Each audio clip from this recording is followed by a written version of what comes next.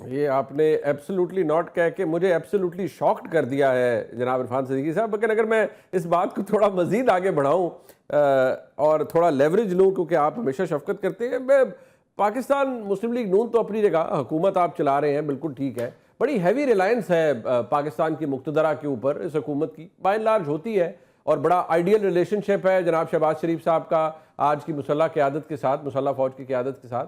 अब अगर इमरान खान साहब को कोई रिलैक्सेशन, कोई मामलात में दुरुस्तगी वहां से मिल गई, तो उस पर आपका क्या मौक़िफ़ होगा? हालात बदल भी जाते हैं इरफान सिद्दीकी साहब। देखिए, मैं ये तो एक मफरूज़े पे मबनी आपने सवाल किया है। जी, मैं वहाँ के बारे में नहीं जानता आप कि वहाँ मफरूज़े किस पर तरह की मबनी फीलिंग्स जवाब पाई दे गई। दीजिए बेशक।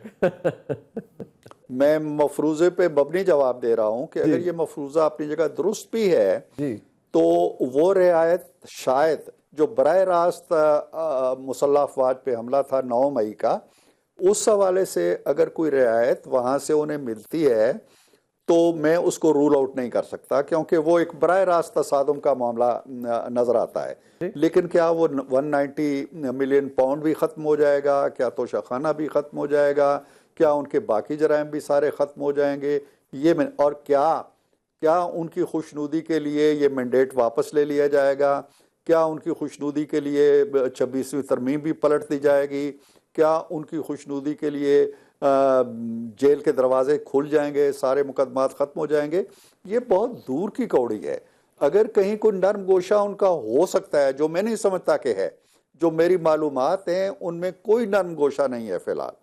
और अगर ये कहते हैं कि हमारी उनसे मुलाकात हो रही है या मुज़ाकरात हो रहे हैं, तो ये भी जुल देते हैं, कोई ऐसी बात नहीं हो रही है। लेकिन आपने चूंकि मफरूज़े की बात की है, तो मैं उस मफरूज़े के हवाले से ये कहता हूँ कि एक ख़ास सेगमेंट ऑफ क्राइम उनका जो है 9 मई का, उसको हम एक तरफ कर भी दें, तो क्या बाकी सारी चीज़ें जो हैं वो काबिल कबूल हैं? क्या मैंडेट उलट दिया जाए, हुकूमत घर चली जाए, उनको तख्त पे बिठा दिया जाए, 26वीं तरमीम खत्म कर दी जाए, सारे केसेस खत्म कर दिए जाएं, तो जो 1 लाख के करीब कैदी पड़े हुए हैं जेलों में, उन सबको ये रियायत दें? अच्छा इरफान सिद्दीकी साहब, अगर इसको हम थोड़ा इस हवाले से भी देखें, ठीक है, मैं इन इन इन डिमांड्स के ऊपर मुज़ाकरात की बात नहीं करता, लेकिन क्योंकि हमने 2000 बहसीत सहाफ़ी मैंने भी बड़े करीब से देखा है, 2014 में जो पाकिस्तान के वफाकी दारुल हुकूमत को अंडर सीज किया गया, मुझे इस बात पे कहने में कोई आर नहीं, और मैं खुल के कहता हूँ कि उस वक्त पाकिस्तान की इस्टेब्लिशमेंट, ख़ास तौर पे ISI के सरबराह उस वक्त के जनरल ज़हीरुल इस्लाम साहब, वो शामिल थे उस धरने के अंदर, और उन्होंने एक बाकायदा शो क्रिएट किया इस्लामाबाद के अंदर, और वो एक हुकूमत को गिराने के लिए था सब कुछ। लेकिन आज के हालात फ़र्क है, लेकिन क्या हुकूमत के ऊपर ये जिम्मेदारी नहीं बनती कि वो टेंशन्स डिफ्यूज़ करने के लिए चले, उन डिमांड्स पर नहीं, कुछ बातों पर